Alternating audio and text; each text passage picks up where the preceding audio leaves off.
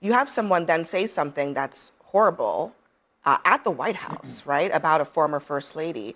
And these people in the White House, Stephen Chung, the president, nobody has the guts or the decency to say, that's inappropriate, it shouldn't have been said, it's wrong. Why? Yeah, I would do that. I would say we don't endorse these comments. But why won't they? Michelle Obama is a former first lady, okay? Right. She's a former first lady, period. So to me, it's not that hard to say we don't go there. But again, to Charles's point, this is the same president who reposted an image of Obama and of the Obamas as apes.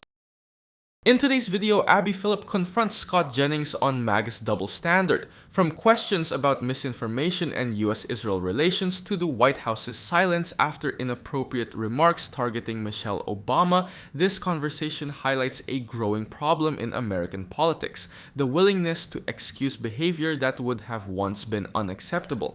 Criticism and disagreement are part of democracy, but personal attacks, double standards, and political tribalism only deepen the divide. So let's dive in and watch how Abby Phillip unleashes on Scott Jennings and MAGA on Newsnight with Abby Phillip. And lastly, Michelle Obama is a man. Am I right, America? Ladies and gentlemen, Josh Hockett. How shameful is it that Dana White has to be the one to say it's false and it's terrible, and the White House can't say the same? Yeah, I don't know. It seems like the easiest layup in the world, right? Just condemn it. It's absurd. It's nonsensical. It's not true. It's also like you had this good event. You managed to do it logistically, right? The weather somehow parted. You were able to put this thing together. It wasn't the raining mosquito swamp that everybody anticipated it would be. You got some great pictures, some great shots. Celebration of America. It was over the top. It was Trumpy. It was conservative, but it was patriotic. And that's kind of what they intended for America 250. So you've got this gross guy who, by the way, shows up to the weigh-in, Josh Hockett, okay? And he's vomiting on himself and talking about how he was drinking the night before. It's the easiest thing in the world. Just don't have this guy participate in the fight to begin with. They knew not to do it with Sean Strickland, who's another crazy UFC guy. That's an argument, one of the reasons why a lot of people thought that having a UFC fight at the White House was in poor taste. And so you know that that's already the narrative going into this thing.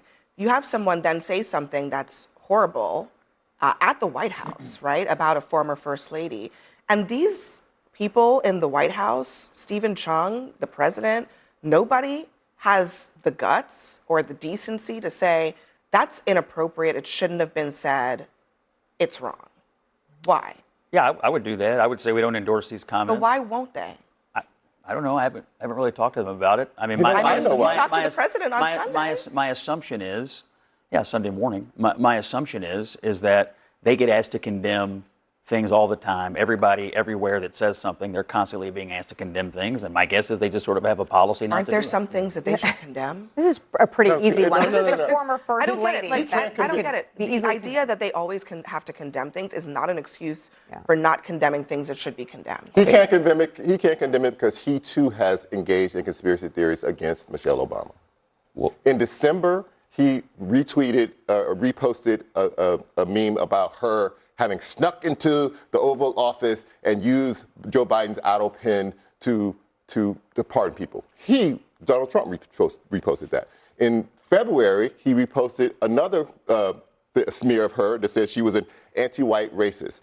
And Don Jr. himself, 2 years ago on Trans Visibility Day, posted this very same meme that this guy expressed the other night, that Michelle Obama was trans. And he did not condemn it then, so he cannot condemn it now. So he is involved in it. They believe that this is something that's near and dear to the hearts of their base, and so they coddle it. I think not apologizing. That's exactly what's going on. But what Democrat apologized for when Tim Walz and all these elected Democrats on the campaign trail were pumping out the notion that J.D. Vance was having sex with a couch, which is an equally absurd and ridiculous story to tell. Our politics are getting really ugly. I agree. We should all condemn this stuff. I actually agree with you on that. I always thought that the couch memes were just beneath the dignity of people seeking the high office.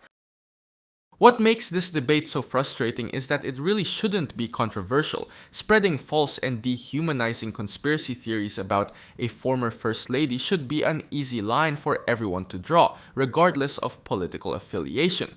The conspiracy theory targeting Michelle Obama has been circulating in fringe corners of the internet for years, despite there being absolutely no evidence to support it. Fact checkers have repeatedly debunked it, yet it continues to resurface because outrage and misinformation spread faster than the truth online. And that's exactly why leadership matters. When public figures stay silent, it sends a message that these kinds of attacks are acceptable or at least politically useful. A simple statement rejecting a baseless smear shouldn't require a strategic calculation. The comparison to the old J.D. Vance couch meme also misses an important distinction. Both are examples of low-level political discourse, but one was an obviously absurd internet joke that most people understood wasn't real. The conspiracy theory about Michelle Obama is rooted in a long history of targeting women, particularly black women, with dehumanizing attacks aimed at questioning their identity, appearance, and legitimacy. This is also bigger than Democrats versus Republicans. If politicians only condemn harmful rhetoric when it comes from the other side, then the standards disappear entirely. Political disagreements are normal. Personal attacks and conspiracy theories shouldn't be. If leaders want to lower the temperature in American politics, it starts with something simple. Condemn what is clearly wrong, even when it's coming from people on your own team. I will say one thing. Michelle Obama is a former First Lady, okay? Right. She's a former First Lady, period. So to me, it's not that hard to say we don't go there. But again, to Charles's point, this is the same president who reposted an image of Obama and of the Obamas as apes, not a long time ago, and he didn't apologize for it. Well, and listen, this line of attack against Michelle Obama has been going on in right-wing extremist circles for years and years and years. So he doesn't want to confront it because it would mean confronting part of his base. He doesn't want to condemn it or apologize for that because he thinks that shows weakness. But all I'll say is this. Whenever there is a Democrat back in the White House and they invite Robert De Niro, and Robert De Niro stands in the White House and says, "Fuck Trump," or starts talking about, what Melania Trump did, I don't want anybody who has remained silent right now raising their hand or saying a thing, because it's gotta, there's things that are just condemnable. These are the same people who want a comedian fired because of a lame joke about Melania Trump. And yet they don't have the guy said he had the balls to host the UFC, but he doesn't have the balls to condemn what is clearly condemnable. Let me play what Dave Portnoy said about all of this. He's the Barstool Sports founder. I do think Trump has to denounce, and anybody associated with it has to denounce. When you have that on the White House lawn, on an event you put down, I don't care what you think about the Obamas or anything, that has to be an immediate denounce. Wrong, doesn't speak for me. Trump should denounce it. He should say that was totally wrong. The event itself, listen, the troops seem to love it. All the people there seem to love it. I have no problem with it. I think you're crying over spilled milk if you are upset about the actual event. But that comment, if you're going to do it, own it and be like, that was wrong and should never happen. Well, not only, can I just say that not only has this comment now overshadowed this event, to your point. The conspiracy theory targeting Michelle Obama didn't appear overnight. It's been circulating in fringe online spaces for years, despite being repeatedly debunked. And it's important to recognize why these attacks resonate with certain corners of the internet. Throughout American history, prominent women, especially black women in positions of power, have often faced dehumanizing attacks that question their appearance, femininity, and legitimacy. Michelle Obama has dealt with this kind of rhetoric since her time in the White House. That's why silence from political leaders matters. When harmful conspiracy theories go unchallenged, they don't disappear. They gain legitimacy. Research consistently shows that repeated exposure to misinformation, even when people know it's false, can increase its influence over time.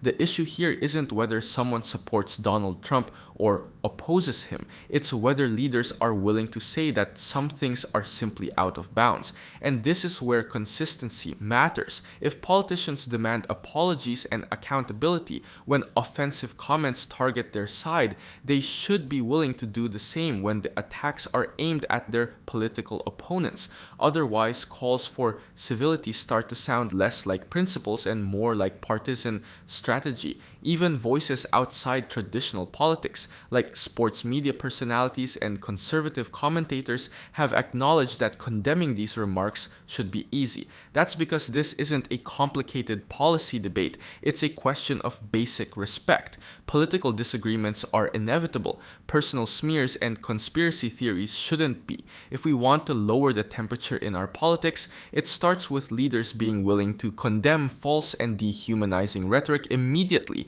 clearly, and without worrying about how their base might react.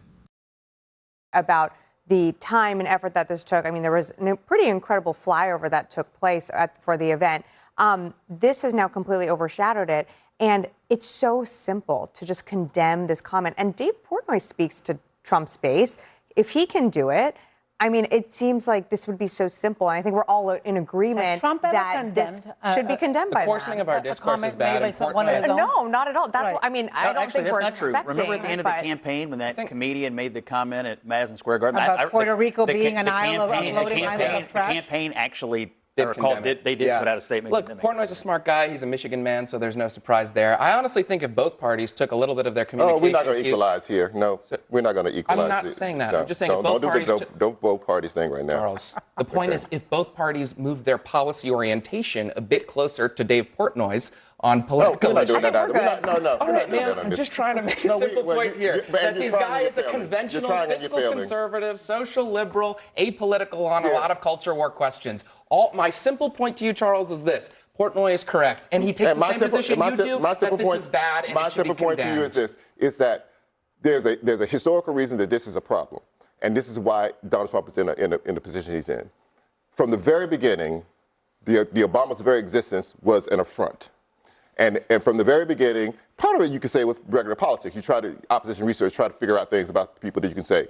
But it got very personal, and it got down to identity and character and whether or not these two black people were who they said they were, and were they legitimate at all. And we went through all sorts of, are they terrorists? Are they actually Christians? Were they born here? All sorts of things. And then when he got in office, we got past that. So now it's not campaigning anymore. Everything he did was disrespecting the office of the president because he was black. And I don't care what you can say whatever you want to say. You're totally entitled to that view. I know I'm entitled to everything I say. It was because he was black. Because he came in and he worked in the Oval Office without a jacket on, and people said that's a disrespectful office. Okay, but the point is that Ronald Reagan did that all the time, even in polo shirts. This negative comment was made about Michelle Obama last night, and I watched the president slowly remove that chain that Josh Hokett gave him a few minutes earlier, because he knew this was not something he wanted to be a part of. That's brave. To Charles' point, Candace Owens has for months and months, if not years, been spreading this conspiracy theory about the transvestigation. The first lady of France. And Trump's condemned that explicitly. That's the point. Exactly, that's the point. Yeah. She's white. I've been saying he should condemn it the whole segment. When the white lady gets called a man, he condemns it. When the black lady gets called a man, he stays silent. I don't think Trump is happy this happened. The issue isn't just what was said about Michelle Obama, it's why these attacks keep resurfacing and why so many political leaders seem unwilling to shut them down. The conspiracy theories targeting Michelle Obama didn't start yesterday. They've been circulating for more than a decade, alongside other false claims about the Obama family that question their identity, patriotism, and legitimacy. From the birther movement to racist memes and rumors about their faith, these attacks have often centered on the idea that the Obamas somehow don't belong in positions of power. That's an important context because misinformation doesn't exist in a vacuum. Researchers who study online extremism have found that repeated exposure to false claims can normalize them, especially when influential figures refuse to condemn them. Silence isn't neutral. It can be interpreted as permission. And let's be honest, this controversy completely overshadowed what was supposed to be a celebration. The flyovers, the event itself, the patriotic messaging. None of that is what people are talking about today. They're talking about a baseless conspiracy theory that could have been shut down with a simple statement. What's especially frustrating is that we've seen political leaders respond quickly when offensive remarks create bad headlines. Campaigns know how to distance themselves from comments they find unacceptable. The fact that this situation was handled differently raises understandable questions about whether some attacks are tolerated because they resonate with certain parts of the political base. This shouldn't be a partisan issue. You don't have to agree with Michelle Obama politically to recognize that false, dehumanizing attacks against a former First Lady cross a line. Political disagreements are healthy in a democracy. Conspiracy theories rooted in personal attacks and identity are not. And if leaders want to lower the temperature in American politics, consistency matters. Condemn what is wrong no matter who the target is.